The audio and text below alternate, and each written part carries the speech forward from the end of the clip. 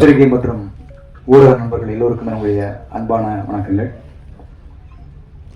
Agathiya Wales film international லிமிடெடினுடைய மதிப்பில் மிகுந்த தயாரிப்பாளர், எங்களுடைய அன்பு சகோதரரான டாக்டர் ஐஸ்வரி கே கணேஷ் அவர்களுடைய பெருமை மிகுந்த தயாரிப்பாகவும், வைடாங்கிள் மீடியா, வேம் இண்டியா, அனீஷ் அர்ஜுன் தேவ் அவருடைய இணை தயாரிப்பிலையும் ஒரு முழு திரைப்படமாக உருவாகி இன்னைக்கு அதனுடைய பத்திரிகையாளர் சந்திப்புல உங்க எல்லாரையும் சந்திக்கிறதுல ரொம்ப ரொம்ப மகிழ்ச்சி.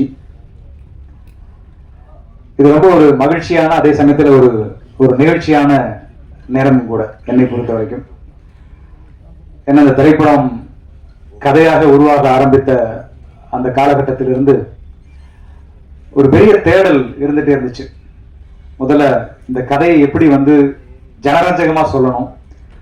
அப்படி ஜனரஞ்சகமா சொல்லணும்னா இதுக்கு ஒரு பெரிய டெக்னிக்கலான, ஒரு தொழில்நுட்ப ரீதியான ஒரு பெரிய சப்போர்ட், ஒரு ஆதரவு தேவைப்பட்டுச்சு. அப்போ கதை எழுதும் போதே இது ஒரு புது வடிவத்துல, இது ஒரு ஹாரர் படமாவும் இருக்கணும், அதே சமயத்துல இது ஹாரர்ல இருந்து கொஞ்சம் மாறுபட்ட ஒரு ஹாரர் ஃபேண்டசியாவும் இந்த திரைப்படத்தை எடுத்துட்டு போகணும். அப்பதான் நம்ம சொல்ல வர கண்டென்ட் ரொம்ப சுவாரஸ்யமா எல்லாராலையும் ரசிக்க முடியும். அப்படிங்கறதுனால இது ஒரு ஹாரர் ஃபேண்டசி திரைப்படமா இதை உருவாக்க ஆரம்பிச்சோம். அப்ப ஆரம்பிச்ச தேடல், அதற்காக பீரியட் போர்ஷன்ல ஒரு பெரிய ஒரு காலகட்டத்தை காட்ட வேண்டிய ஒரு கதைக்களமும் ஏற்பட்டுச்சு.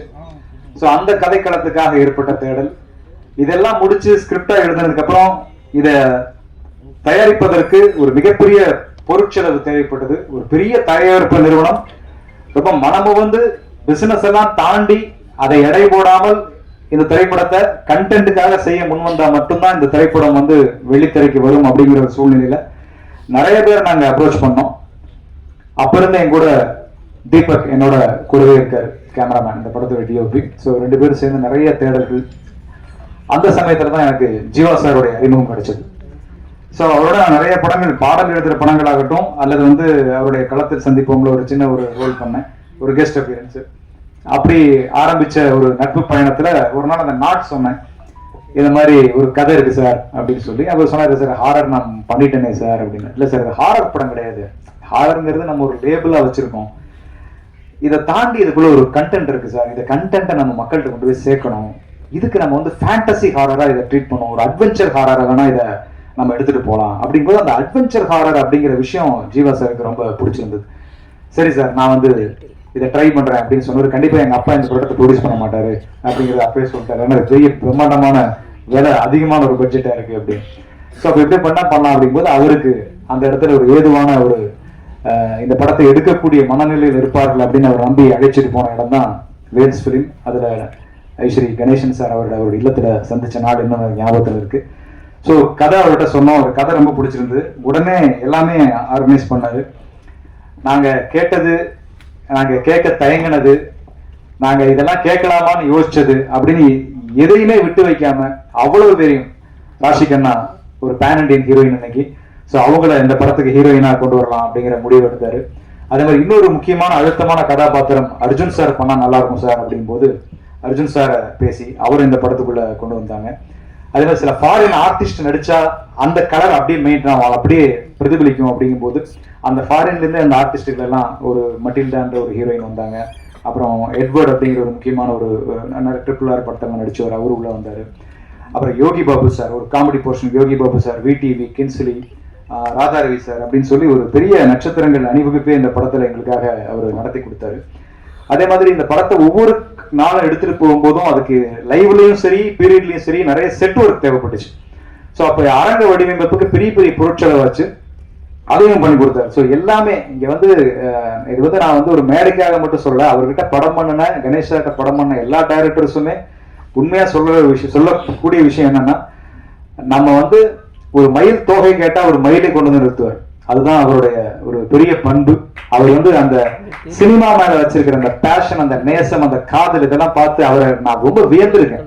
இதை பாராட்டி எனக்கு அடுத்த படம் கொடுப்பாரு அப்படிங்கிறதுக்காக நான் பாராட்டி பேசுறதே இல்லை. படம் நல்லா இருந்தா எல்லாரும் படம் கொடுப்பாங்க, அதனால அது வேற. பட் உண்மையை நான் சொல்லணும்னு ஆசைப்படுறேன், இது எல்லா டைரக்டருக்கும் கொடுத்து வச்ச இடம் Vels film international limited. So அது நேரத்தில் பெருமையோட இந்த படத்தில் நான் முழுமையாக ஒர்க் பண்ண காரணத்தால், எனக்கு நல்ல அனுபவ ரீதியாக தெரிஞ்ச காரணத்தால் அதை சொல்கிறேன். ஸோ அப்படி எங்களுக்கு எல்லா விதமான வசதிகளையும் செஞ்சு கொடுத்தாரு. அதெல்லாம் தாண்டி படத்தை முடிச்சிட்டோம். கிட்டத்தட்ட 65 நாள் 70 நாள் ஷூட்டிங் முடிச்சிட்டோம். முடிச்சதுக்கு அப்புறம் போஸ்ட் ப்ரொடக்ஷன் நகர்ந்து பார்த்தோம்னா படம் எடிட் பண்ணி பார்த்தா பூரா இடத்துலயும் மேட்டு, கிரீன் மேட்டு, எங்கேயுமே பச்சை மேட்டாவே வச்சு முழுக்க எடுத்து வச்சிருக்கோம். ஸோ எப்படிப்பா இதை படமா எடுத்துட்டு வருவீங்க அப்படின்னு ஃபர்ஸ்ட் காப்பி பார்க்கும்போது கேட்டாங்க. அதுக்கப்புறம் தான் இதோடைய சிஜி அளவு என்னன்னு யோசிச்சு கனெக்ட் பண்ணி எடிட் பண்ணதுக்கு அப்புறம் பார்த்தா கிட்டத்தட்ட 90 நிமிஷம் இந்த படத்துல விஎஃப்எக்ஸ் காட்சிகள் தேவைப்பட்டுச்சு. எதுவுமே திணிக்கல. அது செட் எக்ஸ்டென்ஷன் ஆகட்டும், ஒரு கரண்ட் எரேஸ் ஆகட்டும், ரோப் எரேஸ், இப்படி பல காட்சிகள் எடுக்கும்போது 90 மினிட்ஸ் 90 நிமிஷம் விஎஃப்எக்ஸ் காட்சி தேவைப்பட்டது. ஸோ அதுக்கு குறுகிய காலத்துல பண்ணணும், படம் ரிலீஸுக்கு 1 வருஷத்துக்குள்ள பண்ணோம். அதுக்காக 1 வருஷம் டைம் எடுத்தோம். அதுல 14 கம்பெனிகள் இந்த படத்துக்கு விஎஃப்எக்ஸ் காட்சிகளை வடிவமைச்சாங்க. ஸோ அதுல குறிப்பா அந்த கிளைமேக்ஸ் காட்சி வந்து ஒரு நல்ல காட்சியா இருக்கும் நான் நம்புறேன். அது வந்து ஒரு பெரிய பொருட்செலவு அந்த காட்சிக்கு அவங்க ஏத்துக்கிட்டாங்க. ஒரு முக்கியமான டாக்டர் ஸ்ட்ரேஞ்சர் போன்ற படங்கள் எல்லாம் பண்ண ஒரு வெளிநாட்டு கம்பெனி ஒருத்தவங்க தான் அந்த இறுதி காட்சியில ஒரு அனிமேட்டட் ஒரு சண்டை காட்சி அவங்க பண்ணி கொடுத்தாங்க. ஸோ அது வந்து ஒரு நல்ல விஷயமா அந்த படத்துல இருக்கும். ஸோ இப்படி வந்து இந்த படத்துல நாங்கள் கேட்ட அனைத்தையும் செய்து கொடுத்து என்னுடைய குருநாதர் பாக்யராஜ் சார் சொல்லுவார். நான் அவர்கிட்ட வந்து அசிஸ்டண்டா உதவியாளராக இருக்கும்போது சென்னைக்கு வந்த புதுசுல ஒரு டைரக்டர் வந்து ஒரு ஸ்கிரிப்டை எழுதிட்டு படம் முடிச்சு எழுதுனதை எடுத்துட்டோங்கிற திருப்தி அந்த டைரக்டருக்கு வந்துச்சுனாலே அந்த படம் வந்து ஒரு நல்ல படமா உருவாகும் அப்படின்னு சொல்லி அவர் சொல்லுவார். ஸோ அப்படி இந்த படத்தை எடுத்து முடிச்சுட்டு காப்பியா பார்க்கும்போது அந்த ஒரு மன நிறைவு ஏற்பட்டுச்சு. அந்த மன நிறைவுக்கு காரணம் நிறைவான ஒரு தயாரிப்பாளர் எங்களுக்கு அமைஞ்சதுதான் அப்படிங்கிறது மிக நிதர்சனமான உண்மை. ஸோ அவருக்கு நட்சத்திர எண்ணிக்கையில் நன்றிகள் சொன்னா கூட இந்த இடத்துல போதாது. அதே போல எனக்கு கிடைச்ச ஒரு அற்புதமான தொழில்நுட்ப கலைஞர்களுடைய கூட்டணி, அது மிக முக்கியமானது. நான் முதலே சொன்ன மாதிரி தீபக் குமார் பதி நிறைய படங்கள், டிடி ரிட்டர்ன்ஸ் ஆகட்டும், தமிழுக்கு ஒன்றை எழுத்துவோம் அப்படின்னு நிறைய வெற்றி படங்கள் நிறைய பண்ணிட்டு இருக்காரு. இப்போ சந்தானம் சாரோட படம் பண்ணிட்டு இருக்காரு. இப்படி பல வெற்றி படங்கள் அவர் பண்ணிட்டு இருக்கும் போதும் இந்த படத்துல அவர் வந்து ஒர்க் பண்ணது ஒரு டிஓபியா மட்டும் இல்லாம ஒரு தோள் கொடுக்கிற ஒரு தோழனா, ரொம்ப போராடும் காலகட்டங்கள்ல கூடவே இருந்து அதை தைரியம் சொல்லுகிற ஒரு நண்பனா அப்படின்னு சொல்லி தீபக்குடைய பங்களிப்பு என்னுடைய இந்த கடந்த ஒரு 3 ஆண்டுகள்ல மிக அதிகமான, நான் வந்து என் பையன் பேரை சொல்லி கூப்பிட்டதை விட அதிகமா தீபக் பேரை சொல்லி தான் நான் கூப்பிட்டுருப்பேன் இந்த 3 வருஷத்துல. அந்த அளவுக்கு என் கூடவே இருந்து இந்த படத்துக்கு வந்து ஒரு பெரிய ஒரு உறுதுணையா இருந்திருக்காரு. அவருடைய விஷுவல்ஸ் கண்டிப்பா பேசப்படும். நீங்க எல்லாரும் படம் பார்க்கும்போது கண்டிப்பா உங்களால அதை உணர முடியும் நான் நம்புறேன். அதே மாதிரி எடிட்டர் ஸ்டான் லோகேஷ், அவருடைய எடிட்டிங், ஏன்னா படம் வந்து 2 விதமான காலகட்டத்தில் நகரும். ஒன்று லைவ்ல போகும், இன்னொன்று ஒரு 1940 அப்படிங்கிற ஒரு பீரியட்ல அந்த படம் நகரும். ஸோ இந்த இரண்டையும் இணைக்கிற புள்ளிகளை அந்த எடிட்டிங் அப்படிங்கிற ஒரு அற்புதம் அவ்வளவு அசாத்தியமா அது வந்து அழகா இந்த படத்துல நிகழ்த்தி கொடுத்திருப்பாரு ஸ்டான் லோகேஷ். ஸோ ரொம்ப அற்புதமான எடிட்டர். ஸோ அந்த எடிட்டருடைய பலம் நீங்க ட்ரெய்லர் கட்ஸ்லயே உங்களுக்கு தெரிஞ்சிருக்கும். ரொம்ப அவ்வளவு சுவாரஸ்யமா அந்த அந்த எசன்ஸை கெடாம அப்படியே அந்த ட்ரெய்லர்ல கொண்டு வந்து காட்டின ஒரு ஜாலம் அந்த எடிட்டிங் ஜாலமா அமைஞ்சது. அதே மாதிரி இந்த படத்தினுடைய ஆர்ட் டைரக்டர் சண்முகம், ஃபைட் மாஸ்டரா ஒர்க் பண்ண கணேஷ் மாஸ்டர், காஸ்டியூம்ஸ் முக்கியமா அந்த பீரியட் காஸ்டியூம்ஸை கண் முன்னால் கொண்டு வந்து நிறுத்தின சாய் சார், பல்லவி மேடம், டீனா ரொசாரியோ அப்படின்னு சொல்லி நிறைய கூட்டணி அந்த படத்துல வந்து டெக்னீஷியன்ஸ் எனக்கு ரொம்ப பக்கபலமா அமைஞ்சு ஒர்க் பண்ணாங்க. குறிப்பா மியூசிக் யுவன் சங்கர் ராஜா. ஸோ அவரோட நான் நிறைய பாடல்கள் எழுதியிருக்கேன். ஸோ இந்த படத்தை பொறுத்த வரைக்கும் என்னுடைய டைரக்ஷன் படங்கிறதால அவர் கொஞ்சம் கூடுதல் கவனம் எடுத்தே செஞ்சார் அப்படின்னு சொல்லலாம். அவர் அப்ப துபாயில இருந்த சமயம்.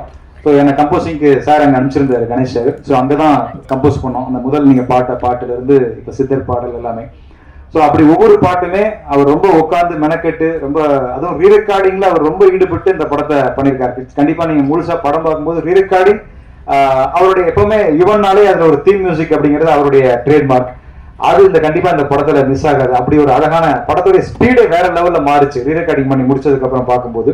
ஸோ அப்படி ரீரெக்கார்டிங் ரொம்ப அழகா இந்த படத்துல வடிவமைச்சு கொடுத்தார். இப்படியாக எல்லா தொழில்நுட்ப கலைஞர்களுடைய பெரிய ஆதரவோட, நல்ல உழைப்போட, நடிகர்களுடைய பெரிய ஒத்துழைப்போட இந்த படம் அகத்தியா எனக்கு முழுமையா நிறைவடைஞ்சு வெளியாவதற்காக காத்திருக்கிறது. ஸோ இந்த நேரத்துல இந்த படத்தை பத்தி ஒரு நெருக்கமாக சொல்லிக்கிட நான் விரும்புறது, இது முழுக்க ஒரு நல்ல ஒரு ஜனரஞ்சகமான ஒரு 2.25 மணி நேரம் ரொம்ப ஒரு ரிலாக்ஸா மனம் விட்டு எல்லா குடும்பத்தினரும் வந்து பார்த்து ரசிக்கக்கூடிய வகையில வடிவமைச்ச ஒரு அழகான ஒரு திரைக்கதையோட, நல்ல தமிழ் வசனங்களோட, பாடல்களோட, அதே சமயத்துல எல்லாரும் இப்ப விரும்புற அந்த ஹாரர் காமெடி, இதை கடந்து ஒரு ஃபேண்டசி எலிமெண்ட் அப்படிங்கிற ஒரு புது விஷயத்த இந்த படத்துக்குள்ள கொண்டு வந்திருக்கோம். ஸோ இதெல்லாம் கலவையாக பார்க்கும்போது அனைவருடைய ஜனரஞ்சக ரசனையும் பூர்த்தி செய்யக்கூடிய ஒரு நல்ல படைப்பாக இது இருக்கும் அப்படிங்கிறது என்னுடைய அழுத்தமான ஒரு நம்பிக்கை. நிறைவாக ஒரே ஒரு விஷயம் என்னன்னா, ஒரு இயக்குனராக சொல்லும்போது, இயக்குனராக மட்டுமல்ல, ஒரு படைப்பாளியாக சொல்லும்போது, எந்த ஒரு படைப்புமே மக்களுக்கு வந்து ஏதாவது ஒரு விதத்துல ஒரு பயன்பாட்டுக்கு இருக்கணும். அதுதான் ஒரு படைப்பின் இலக்கணம் அப்படின்னு நான் நினைக்கிறேன்.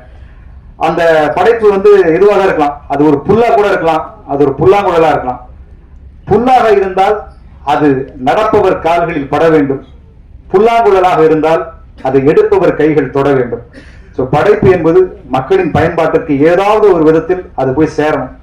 அப்படி ஒரு முயற்சியாகத்தான் இந்த அகத்தியா ஒரு அழகான கருவை சுமந்து கொண்டு மக்களை நோக்கி, உங்களை நோக்கி வந்து கொண்டிருக்கிறது. நான் சினிமாவிற்கு வந்து கிட்டத்தட்ட 27 வருஷங்கள் ஆயிடுச்சு. பாடலாசிரியர் அறிமுகமாகி நடிச்சு டைரக்ஷன் பண்ணி ப்ரொடியூஸ் பண்ணி அப்படின்னு சொல்லி அகத்தியா 27 வருஷங்களை கடந்துருச்சு. ஸோ 27 ஆண்டுகள்ல நான் சினிமாவுக்குள்ள இருந்து கத்துக்கிட்ட விஷயம் ஒன்னே ஒண்ணுதான். சினிமாவினுடைய வெற்றி என்பது, சினிமாவில் ஜெயிக்கிறது, வெற்றி பெறுவது என்பது தேடி செய்வது அல்ல, அது பலரும் கூடி செய்வதுதான் வெற்றி. சினிமாவின் வெற்றி மட்டும் ஒரு தனிப்பட்ட வெற்றியா ஒரு தனி மனிதர் ஜெயிச்சிட்டாங்க அப்படி இருக்க முடியாது. பல கலைஞர்களுடைய கூடி செய்வதுதான் ஒரு கலைஞருடைய வெற்றியா மாறும். அப்படி இந்த அகத்தியாங்கிற படைப்பை எடுத்து வந்திருக்கிறோம். உங்கள் எல்லோரோடும் கூடி இந்த வெற்றியை அடைய வேண்டும் என்பது என்னுடைய மிக அன்பான ஒரு வேண்டுகோள். என்னுடைய பேனாவிற்கு உங்களுடைய பேனாக்களை துணைக்கு அழைக்கிறேன்.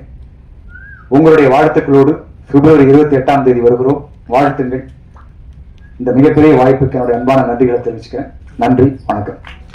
குறிப்பா நான் பேசல, ஆனா சாரை கூப்பிட்டுருந்தோம், அவர் பிஸியா இருந்தாரு.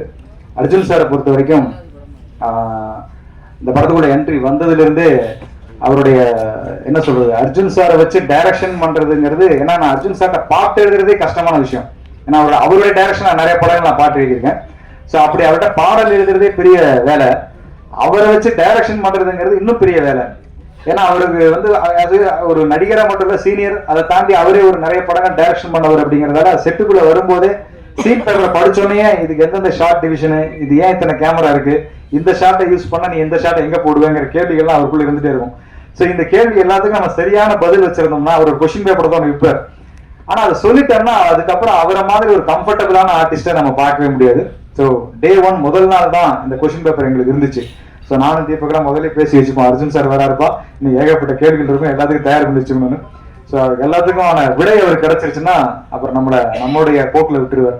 ஸோ கிட்டத்தட்ட இந்த படத்துல ஒரு மிக முக்கியமான ஒரு அழுத்தமான ஒரு அந்த படம் பார்க்கும்போது தெரியும், அந்த கதையினுடைய கோர், அந்த வேறு பகுதியில அந்த அர்ஜுன் சாருடைய பாத்திரம் இடம்பெற்றிருக்கும். ரொம்ப அருமையா வந்திருக்கும்.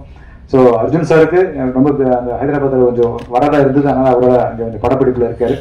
ஸோ ப்ரீவியஸ் ஷோக்கு வரேன் இருக்காரு, சந்திக்கிறேன் அப்படின்னாரு பத்திரிகையாளர்களை. ஸோ அவருடைய அந்த மிகப்பெரிய பங்களிப்புக்கு என்னுடைய நன்றியை தெரிவிச்சுக்கிறேன். நன்றி.